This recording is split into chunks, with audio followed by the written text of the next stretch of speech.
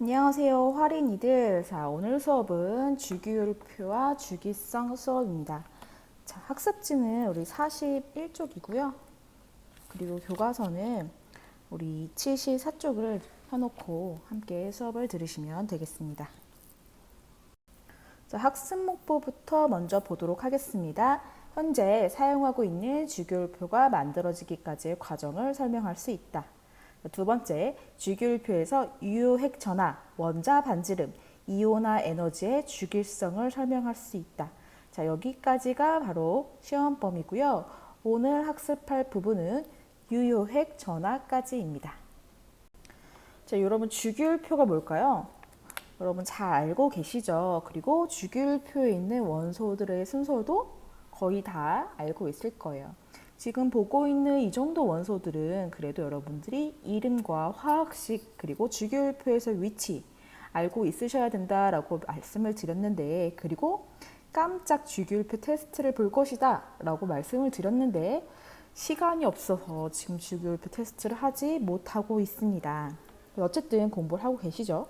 자, 주기율표란 화학적 성질이 비슷한 원소가 일정한 간격으로 반복되어 나타나도록 원소를 배열한 표를 이야기를 합니다. 최초의 주기율표는 누가 만들었을까요? 1869년에 러시아 과학자인 멘델레프가 제안했다라고 하는데요. 그럼 현대의 주기율표가 만들어지기까지의 과정, 여러분들이 1학년 때 통합과학 시간에서 충분히 학습을 해서 알고 있을 텐데 같이 한번 간단하게 살펴보도록 하겠습니다. 자, 이 카드는요. 주기율표의 그 변천사 과정 중에 있는 여러 가지 과학자들이 한 활동과 그 과학자들의 이름을 연결짓는 카드인데요. 여러분 충분히 하실 수 있을 것 같아요. 그래서 지금 이미 정답이 체크가 되어 있지만 여러분 스스로 한번 해보고 또 학습지에 빈칸을 채워보도록 되어 있죠. 빈칸을 채워보시길 바랍니다. 자, 다시 예쁘게 순서대로 배열하면 이렇게 됐습니다. 첫 번째, 되베라이너는 새쌍 원소설을 주장을 했고요. 그래서 원자량 순으로 배열을 했을 때 세 개씩 뭔가 쌍으로 비슷한 그런 이제 성질을 가지는 것들을 모으면 이렇게 원자량도 비슷한 양상을 띈다를 알아낸 거죠. 그래서 이제 스트론튬의 원자량을 밝혀지지 않았는데 칼슘과 바륨, 이미 기존에 밝혀졌던 칼슘과 바륨의 원자량을 가지고 예상을 해서 거의 비슷하게 맞췄습니다. 두 번째는 뉴렌즈인데요.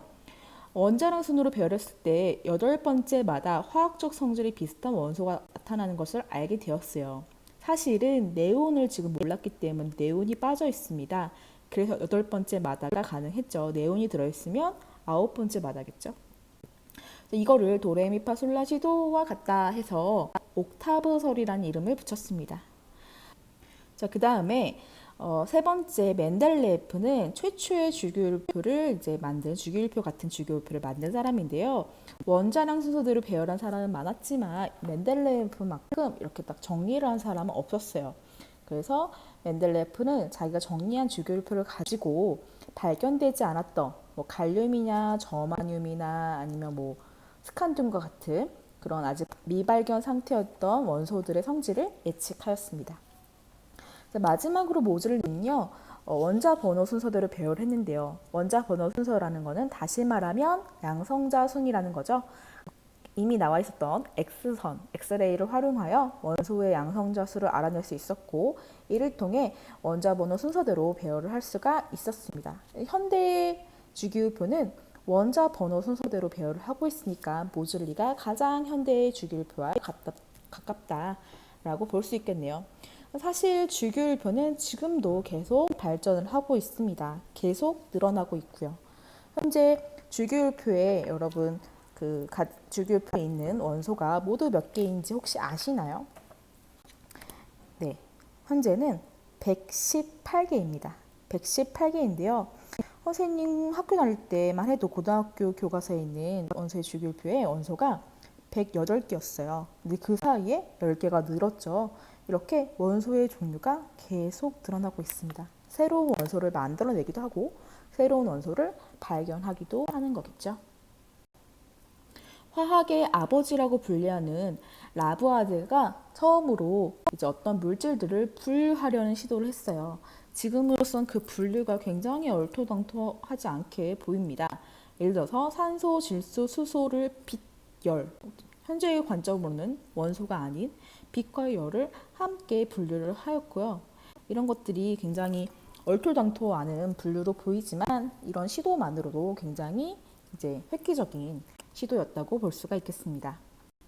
그다음에 되베라이너는 아까 얘기했던 것처럼 염소, 브로민, 아이오딘, 리튬, 나트륨, 칼륨 그 당시에는 같은 족이라는 개념이 없었으니까 비슷한 성질을 가진 애들을 이렇게 세 개씩 묶었다는 것만으로도 대단하죠. 그런데 이를 근거로 해서 그 가운데 있는 예를 들어서 칼슘과 바륨은 알려졌는데 칼슘하고 바륨의 성질이 비슷해요. 근데 그 가운데 있는 원자량 차이가 칼슘과 바륨의 원자량 차이가 너무 많이 나니까 그 가운데 다른 원소가 있을 것 같은데 발견되지 않았어. 그 원자량과 밀도와 녹는점을 예측을 해보았고 그 예측은 칼슘과 바륨 원자량, 밀도, 녹는점의 평균으로 예측을 해봤고 실제 그 자리에는 스트론튬이 들어가는데 그 스트론튬의 원자량, 밀도, 녹는점과 굉장히 유사한 값이 나왔습니다. 네, 이렇게 과학은 현재 우리가 알고 있는 사실을 근거로 해서 그 경향성을 파악해서 예측을 하기도 하는 그런 학문이고요. 데베라이너의 세상 원소설이 대표적인 그런 한 예입니다. 자, 그 다음에 율렌즈 혹은 율렌즈라고 하는 과학자인데요. 원자량 순서대로 배열했더니 도레미파솔라시도 도가 다시 반복되는 것처럼 8번째마다 성질이 비슷한 원소가 나타난다. 도레미파솔라시도를 옥타브라고 하죠. 율렌즈의 옥타브 법칙이라고 합니다. 그래서 옥타브 법칙이 그러한 걸 알아냈습니다. 현대적 관점으로 보면 역시 원소의 주기성으로 같은 족마다 성질이 비슷하다라는 걸 알아낸 것과 비슷하죠. 자, 그 다음에 지금 보이는 이 표가 멘델레예프가 이제 한 주기율표인데요. 멘델레예프는 원자량 순서대로 배열을 했습니다. 근데 원자량 순서대로 배열했을 때 약간 문제가 생기는 것들이 있었어요. 그렇지만 어쨌든 이렇게 표다운 주기율표 비슷한 표를 만들었고요. 그리고 곳곳에 아직 발견되지 못한 원소들 때문에 빠져있는 부분을 예측을 했어요. 뭐 스칸듐, 갈륨, 저마늄 같은 걸 예측을 했고 그 예측한 원소들의 성질을 비슷하게 유추를 해서 예측을 했습니다. 자, 마지막으로 밑에 있는 저 제복을 입고 있는 사람은 모즐리인데요. 모즐리의 주기율표는 원자 번호, 다시 말해서 양성자 순서로 배열을 했고요. 모즐리는 젊은 나이에 전사를 해서 그 전쟁에서 전사를 해서 굉장히 안타깝지만 굉장히 똑똑한 굉장히 유망한 과학자였다고 해요. 그래서 이 모즐리가 제안한 원자 번호 순서대로 배열하는 걸 현대에는 따르고 있습니다. 그래서 현대의 주기율표는 이렇게 생겼죠. 우린 주기율표에 가로줄이 있는데 가로줄을 주기라고 하고요. 세로줄을 족, 가족할 때 그 족이라고 합니다. 같은 족이면 원자과 전자수가 같기 때문에 화학적 성질이 비슷하고요. 같은 주기면 원자과 전자가 있는 전자의 껍질이 같습니다. 그래서 주기와 족으로 나누어집니다. 그리고 앞에서 말했던 것처럼 원자 번호 순서대로 돼 있죠. 이 주기율표에 보시면 지금 푸른색 카드인 것은 이제 비금속이고요. 그리고 약간 붉은색 카드인 것은 금속이죠. 주기율표 왼쪽 아래에는 수소를 제외하고는 금속이 위치하고 있고요. 주기율표 오른쪽 위에는 이제 비금속이 주로 배치가 되어 있습니다. 그리고 그 가운데 그 사이에 붕소 그리고 규소, 실리콘, 저마늄 이런 것들은 중금속 원소예요. 그래서 반도체나 태양 전지의 재료로 사용되는 것들인데요. 이런 것들은 이제 중금속이라고 하죠.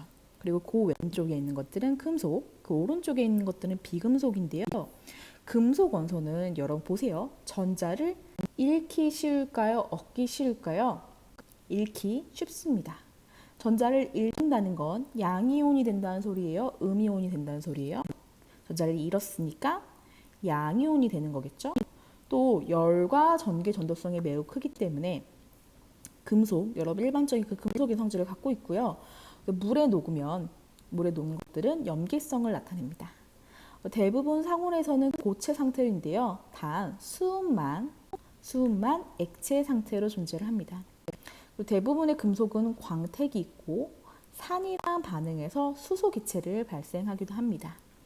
연성과 전성이 있는데요. 연성과 전성은 뽑힘성과 표줌성이라고도 하죠. 길게 뽑을 수 있고 넓게 펼 수 있다는 이야기입니다.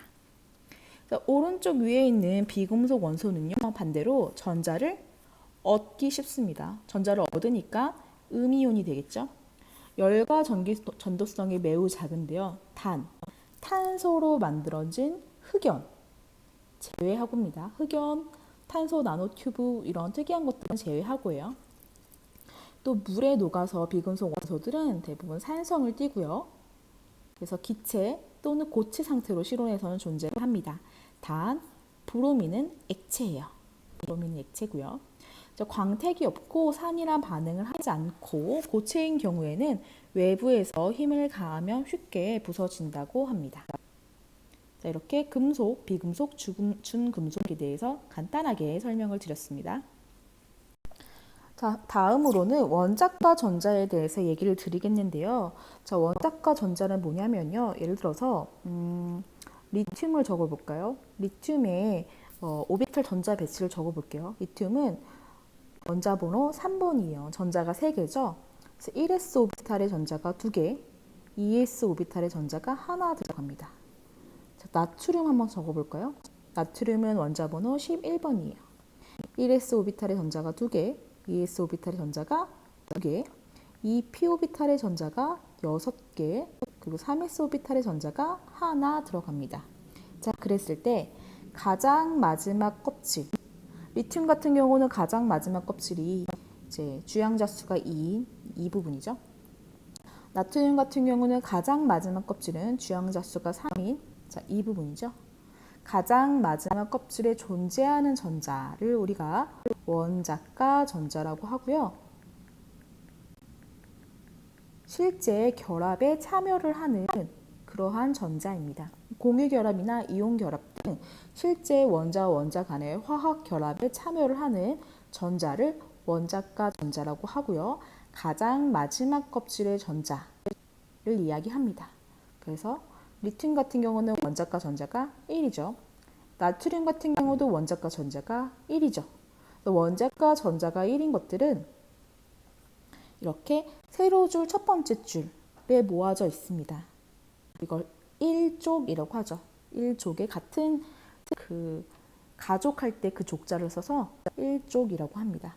그럼 2족에 있는 것들은 뭘까요? 원자과 전자가 2겠죠.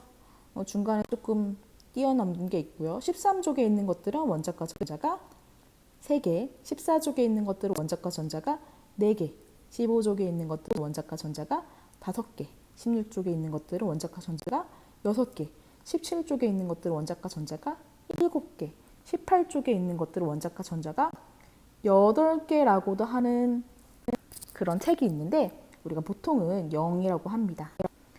마지막 전자 껍질에 있는 전자가 모두 차 있으니까 이걸 가지고 결합에 사용하지 않습니다. 헬륨이나 네온이나 아르곤 같은 비활성 기체는 마지막 껍질에 있는 전자를 결합에 이용하지 않으니까 원자과 전자를 0이라고 부르는 의견이 많습니다. 자, 그리고 최외곽 전자와 원자과 전자를 구별해서 얘기하는 선생님들이 많은데요. 사실 계속 지금 논의가 되고 있는 부분인데요. 영문으로는 최외곽 전자와 원자과 전자가 같은 용어예요. 일렉트론 발렌시엘이라고 발렌시엘 일렉트론이라고 같은 용어인데 왜 우리나라에서 원자과 전자와 최외곽 전자를 구별해서 가르치는지 모르겠어요. 어쨌든 여러분한테 그런 얘기를 하면 너무 어려워지기 시작하니까 논의가 되고 있는 부분이라는 걸 알려드리겠습니다. 자, 하나 더 해볼게요. 방금 전에 리튬하고 나트륨 원자과 전자 했던 것처럼 플루오린 한번 해볼까요? 플루오린. 자, 플루오린은 원자 번호 9번입니다. 그래서 1S에 2개, 2S에 2개, 2P에 5개의 전자가 있습니다. 이렇게 오비탈 전자 배치가 있고요. 원자과 전자를 세면 그럼 첫 번째 껍질에 2개, 두 번째 껍질에 2개가 있으니까 원자과 전자는 7개인 거죠. 자, 이렇게. 그래서 플로린, 염소, 브로민이 같은 족입니다. 자, 그랬을 때 첫 번째 지금 세로줄에 있는 수소, 리튬, 나트륨, 칼륨, 그 밑에 루비듐, 세슘 이렇게 등등 프랑슘까지 있는데요. 이런 것들 중에 수소는 좀 성질이 많이 다르죠. 일단 상온에서 수소는 비금속이고요. 리튬, 나트륨, 칼륨 등등 금속이죠. 수소는 같은 족은 아니에요. 성질이 비슷하지 않습니다. 리튬, 나트륨, 칼륨 이런 애들을 알칼리 금속이라고 합니다. 알칼리 금속은 원자과 전자가 1이에요. 수소는 알칼리 금속이 아닙니다. 자, 알칼리 금속의 성질은 중요한 성질이 무엇이 있냐면요. 일단은 불꽃 반응색을 가져요. 그리고 불꽃 반응색이 뭐 리튬은 붉은색, 나트륨은 노란색, 칼륨은 주황색. 여러분 중학교 때 배워서 알고 계시죠? 그리고 뿐만 아니라 물에 던졌을 때 물에 녹아서 염기성을 나타냅니다. 자, 또 물과 폭발적으로 반응해서 수소기체를 발생시키는데 수소기체 같은 경우는 이제 포집을 해서 불을 붙이면 폭 하고 소리가 나죠. 그 다음에 또 이제 알칼리 금속은 리튬, 나트륨, 칼륨은 세 개 다 이제 단단한 금속이지만 금속치고는 좀 무른 편이라서 칼로 원래 금속은 칼로 잘린다는 그런 느낌이 없잖아요. 뭐 철 이런 거 잘리는 느낌이 없죠. 리튬, 나트륨, 칼륨 같은 알칼리 금속은 잘 잘려요. 잘 잘리고요. 그다음에 이제 공기랑도 금방 산화를 하기 때문에 보관되어 있는 상태를 보면은 이제 거무튀튀한 회색이나 하얀색처럼 보이지만 잘라서 보면은 그 안에는 반짝반짝한 은색의 그 금속 색깔이 보입니다. 물이나 산소와의 반응성은 이제 원자 번호가 커질수록 반응성이 엄청 좋아요.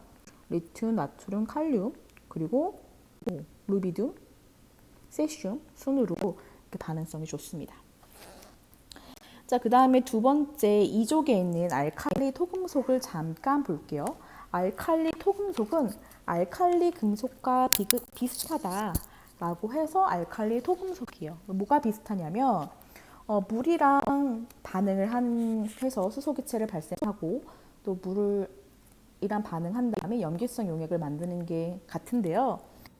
그냥 실온의 그 물이랑은 반응을 잘 하지 않아요. 뜨거운 물이나 뭐 산 이런 거랑 반응을 잘 합니다. 그래서 실온의 물에 알칼리 금속을 던졌을 때만큼 그렇게 격렬하게 반응이 일어나지는 않습니다. 불꽃 반응 색깔은 일부 가지고 있어요. 네, 뭐 마그네슘은 그냥 흰 백색이지만 칼슘 같은 경우는 이제 붉은색 계열의 주황색 계열의 불꽃 반응 색깔을 가지고 있습니다. 제가 아까 칼륨의 불꽃 반응 색깔을 주황색이라고 잘못 얘기했네요. 칼륨의 불꽃 반응 색깔은 보라색이죠. 보라색입니다. 자, 그 다음에 어쨌든 1족은 1족대로, 2족은 2족대로 이렇게 같은 비슷한 성질을 가지고 있죠. 17족 같은 경우는 원자과 전자가 7개이기 때문에 역시 같은 족인데요. 또 비슷한 성질을 또 가지고 있어요. 플로린, 염소, 브로민 다 다른 알칼리 금속이랑 반응할 때 1대1 반응을 해서 이온 결합 물질을 만드는 거나 아니면 뭐 기타 다른 성질들이 비슷합니다. 그리고 반응성 같은 경우는 아까 알칼리 금속이랑 달리 원자량이 작을수록 반응성이 좋아요. 그래서 플로린이 염소보다, 염소가 브로민보다, 브로민이 아이오딘보다 더 반응성이 좋습니다. 그다음 18족 같은 경우는 모든 원소들이 닮고 싶어하는 안정한 원소죠. 왜냐하면 그 껍질에 s오비탈과 p오비탈까지는 가득 차 있기 때문에 굉장히 안정되어 있고요. 다른 원소들이 비활성 기체처럼 되려고 전자를 얻거나 잃고 있습니다. 그래서 모든 원소들의 워너비 원소라고 볼 수 있겠어요. 그래서 굉장히 안정적이고 혼자서도 안정적이니까 돌아다닐 수 있다라는 것이 좀 특징이 되겠습니다. 자, 그래서요, 알칼리 금속 같은 경우는 1s2, 2s1 이렇게 리튬처럼 그 마지막 껍질에 원자과 전자를 하나를 갖죠. 그래서 비활성 기체인 헬륨처럼 되기 위해서 보통 전자를 어떻게 하죠? 하나를 잃어요. 전자를 하나 잃으면 플러스 1가 양이온이 되죠. 나트륨도 그렇고 칼륨도 그렇고 다 플러스 1가 양이온이 되려고 합니다. 알칼리 토금속 같은 경우는 어떻게 될까요? 전자를 2개 잃고 플러스 2가 양이온이 되려고 하겠죠. 13쪽에 있는 알루미늄 같은 경우는 전자를 3개 잃어서 플러스 3가 양이온이 되려고 하겠죠. 자, 그런 다음에 17쪽에 있는 할로젠 원소들은 원자과 전자가 현재 7개예요. 하나만 전자를 더 얻으면 비활성 기체가 되겠죠. 그래서 플루오린 같은 경우는 네온이 되기 위해서 전자를 하나 더 얻어서 마이너스 1가 음이온이 되려고 할 겁니다. 그 다음에 16쪽에 있는 산소나 황 같은 경우는 전자를 몇 개 얻으려고 할까요? 2개 얻어서 마이너스 2가 음이온이 되려고 하겠죠. 네, 그래서 이러한 양상을 보입니다. 원자과 전자는 그 원소가 같은 족에서 같은 성질을 가지는 아주 중요한 이유라고 할 수 있어요. 그래서 그 원자과 전자를 같은 원소들은 옥텟 규칙을 만족시켜서 비활성 기체와 같은 전자 배치를 갖기 위해서 같은 이러한 반응을 결합을 하고는 합니다. 자, 여러분 그 실험을 위해서 여러분 같이 있었으면 실험을 했겠지만 그럴 수가 없는 상황이라서 같이 못하지만 좀 보여주려고 제가 알칼리 금속을 꺼내와서 좀 잘라봤습니다. 지금 보고 있는 거는 리튬인데 생각보다 쉽게 그냥 커터칼로 잘리죠. 리튬이고요. 또 여기 보면은 은색 빛이 보이죠. 두 번째로 자르는 거는 지금 나트륨이에요. 나트륨도 같이 보면은 워낙 금방 산화가 돼서 좀 잘 안 보이긴 하지만 보면은 약간 은색으로 보이죠. 안에는 겉에가 완전 하얀색인 거에 비해서 이쪽 부분이 조금 은색으로 보입니다. 이제 마지막으로 보여주는 거는 칼륨인데요. 이제 칼륨도 그 단면을 한번 잘라보면 칼륨 같은 경우는 워낙 위험해서 학교에서 취급을 거의 이제 못해요. 그래서 남아있는 게 조금 있어가지고 보여줄 수가 있습니다. 여기 보면은 약간 은색으로 보이죠? 네, 이렇게 이제 단단한 금속이지만 좀 무르기 때문에 알칼리 금속은 다른 금속에 비해서 무르기 때문에 잘 잘리고 또 공기랑 산소랑 워낙 산화를 반응을 잘해서 이미 산화를 해서 겉모습은 뭐 거무튀튀하고 회색이고 막 그렇지만 그 단면을 잘라보면 단면은 그 금속 고유의 은백색을 여전히 가지고 있는 거를 이제 확인을 할 수가 있었습니다. 자, 이번 실험 같은 경우는 물에 던져보는 그런 실험이죠. 그래서 물에다가 페노프탈레인 용액을 먼저 몇 방울씩 떨어뜨려 줬습니다. 그리고 리튬, 나트륨, 칼륨 순서대로 먼저 넣을 건데요. 리튬을 먼저 넣고 있죠. 넣었더니 금방 용액 색깔이 붉은 색깔이 되고 격렬하게 반응을 하고 있습니다. 용액의 색이 붉은 색깔이 됐다는 거는 이제 물이랑 만나가지고 리튬 OH 염기성 용액을 만들고 그리고 수소 기체가 반응을 했다는 걸 알 수 있겠죠. 네, 그 다음에 이제 나트륨인데요. 나트륨도 역시 붉은색으로 이제 색깔이 변하는 것으로 보아 염기성 용액이 되었고 리튬보다 더 훨씬 반응을 지금 반짝반짝거리면서 돌아다니면서 엄청나게 하고 있어요. 그래서 밀도가 낮기 때문에 리튬도 그렇고 나트륨도 그렇고 물 위에서 반응을 하죠. 그리고 마지막으로 칼륨 넣었는데 진짜 잘 안 떨어지는데 열심히 깜짝 놀랐어요. 아주 격렬하게 매우 격렬하게 반응을 했죠. 자, 이렇게 해서 리튬, 나트륨, 칼륨까지 모두 반응을 하는 거 여러분들이 눈으로 확인을 하실 수 있었습니다. 자, 그 결과 생성되는 용액이 염기성 용액이 만들어지고 그리고 수소 기체가 아마도 발생을 했겠죠. 페노프탈레인 용액이 붉은색으로 됐고요. 그리고 그 반응의 순서는 리튬보다는 나트륨보다는 칼륨이 더 격렬하게 일어난 것을 확인을 하실 수가 있었습니다. 자, 마지막으로는 이번에는 리튬이에요. 리튬을 다시 한번 물에다 넣고 이제 손이 못생겼네요. 이제 발생하는 수소 기체를 일회용 스포이드가 발생하는 기체를 포집하려고 노력을 했어요. 아까는 소리가 안 들렸는데 지금은 소리가 들리니까 막 푸쉬 하면서 엄청나게 격렬하게, 리튬인데도 이 정도로 격렬하게 반응을 하고 있는 소리를 생생하게 들을 수 있겠죠. 자, 이렇게 물을 채운 스포이드에 수소기체를 담았어요. 들리셨나요? 네, 이렇게 폭 하는 소리가 났죠?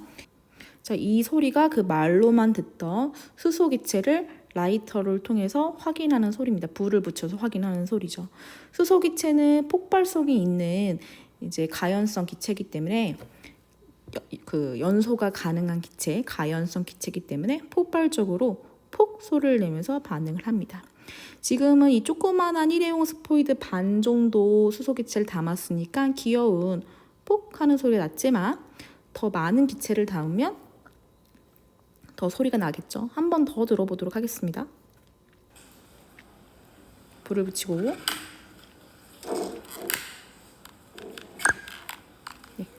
하는 소리가 났죠. 자, 이렇게 확인을 하셨습니다.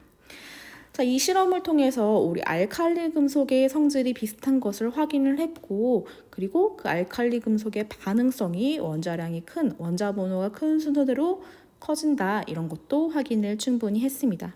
학교에서 같이 해보지는 못하더라도 학교에서 선생님이 하는 걸 보기라도 했으면 조금 더 재밌었을 텐데 하는 아쉬움이 듭니다. 실험을 굉장히 좋아하는 학생인데요. 우리 수업 시간이 굉장히 촉박한 관계로 실험을 충분히 하지 못해서 굉장히 아쉽습니다. 여러분도 아쉽죠? 그래서 시간 나는 대로 실험을 제가 하는 거라도 보여주도록 해보겠습니다. 자, 이렇게 원소는 주기율표상에서 주기적 성질을 가집니다. 주기적 성질이란 주기성이라고 하는데요. 일정한 간격으로 같은 현상이 반복되어 나타나는 성질인데요. 이 주기성에 어떤 것들이 있고 또 이 주기성이 어떤 경향성으로 나타나는지 오늘 배워보도록 하겠습니다. 그 중에서 첫 번째 유효획전을 먼저 할 거예요. 그리고 다음 시간에 뭐 반지름이라든지 이온화 에너지 이런 이야기를 할 건데요. 자, 유효획전을 먼저 이야기하겠습니다. 유효획전화는 자, 수소 같은 경우는 전자를 하나 갖죠. 중성수소 같은 경우는 전자를 하나 갖습니다. 이 한 개의 전자는 수소의 양성자인 플러스 1의 핵전화를 고스란히 느낄 거예요. 그래서 유효핵전화가 곧 핵전화지만 전자가 2개 이상인 다전자 원자는 앞에 원자과 전자 앞에 다른 전자가 있으니까 가려지게 돼요. 그래서 실제로 전자들이 느끼는 원자 핵의 전하는 원자 핵의 실제 전하보다 더 적게 느낍니다. 이걸 유효핵 전하라고 해요. 예를 들어서 우리 학교에 얼굴 천재 차은우님이 나타나셨습니다. 강림하셨어요. 이건 강림했다고 봐야겠죠? 선생님은 이상형이 요즘에는 이제 원래 옛날에는 여러분 혹시 그 이동욱이라고 아세요? 네, 이동욱 배우 이동욱을 좋아했었는데 최근에는 네, 이상형은 그대로지만 좋아하는 배우가 약간 달라져서 김선호 배우님을 좋아하고 있습니다. 네, 특히 그 최근에 어느 드라마에서 수지와 함께한 어느 드라마에서 굉장히 멋있었기 때문에 폭 빠져버렸어요. 그래서 김선호 배우님을 너무너무 좋아해서 TV에 나올 때마다 너무 잘생겼다. 저 피지컬 어떻게 할 거야. 막 이렇게 감탄을 하는데 그런 얘기 아시죠? 최애는 최애이고 차은우는 차은우다. 그래서 내 최애는 김선호지만 역시 차은우는 차은우죠. 차은우님도 엄청나게 잘생겼습니다. 네, 이 차은우님이 만약에 우리 학교에 강림을 하셨다. 그러면 뭐 난리가 나겠죠. 친구들이 다 가서 차은우님 얼굴 한번 보겠다고 막 난리가 날 거예요. 저도 가서 보려고 하겠죠. 하지만 우리 아이들이 벌써 여러분들이 막 100명이 1000명이 모여가지고 차은우님을 보고 있어요. 그럼 그 1000명의 뒤에 있는 나는 차은우님이 보일까요? 그 차은우님이 가지고 있는 후광을 제가 제대로 접할 수 있을까요? 아마 어려울 겁니다. 앞에 너무 많은 친구들이 이미 가림막이 돼가지고 가려막고 있기 때문이에요. 그래서 아마 저는 차은우님의 후광을 충분히 이제 느낄 수가 없겠죠. 그런데 교무실에 볼 일이 있어서 물이라도 한 잔 얻어 먹으려고 차은우님이 교무실로 들어왔어요. 제가 물을 떠다 드리면서 손이 덜덜 떨리겠지만 물이나 커피를 드리면서 이거 좀 드셔보세요 하면서 드릴 거예요.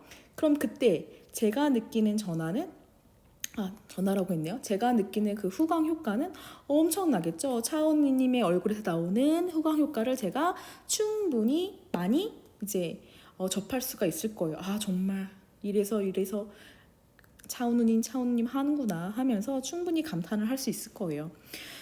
자, 그랬을 때 이것과 똑같습니다. 전자는 핵을 너무 좋아해요.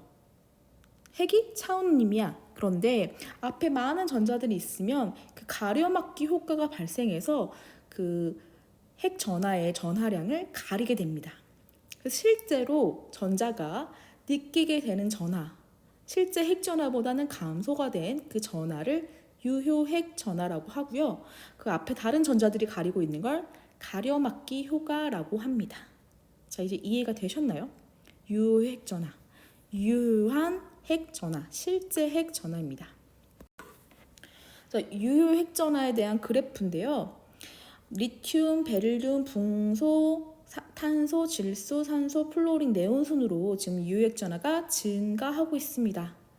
같은 주기에서 원자 번호가 증가할 때 유효핵 전하는 증가하고 있습니다. 증가하고 있어요. 자, 그 이유는요. 같은 주기는 전자 껍질 수는 같죠. 그런데 원자 번호가 증가하면 양성자 숫자가 많아지죠. 양성자 숫자가 많아지니까 유효한 핵전하도 역시 증가하는 겁니다. 여러분이 경향성 알고 계셔야 돼요. 같은 주기에서요. 그런데 지금 리튬, 베릴륨, 붕소 이렇게 있는 2주기와 나트륨, 마그네슘, 알루미늄 있는 3주기의 위치가 다릅니다.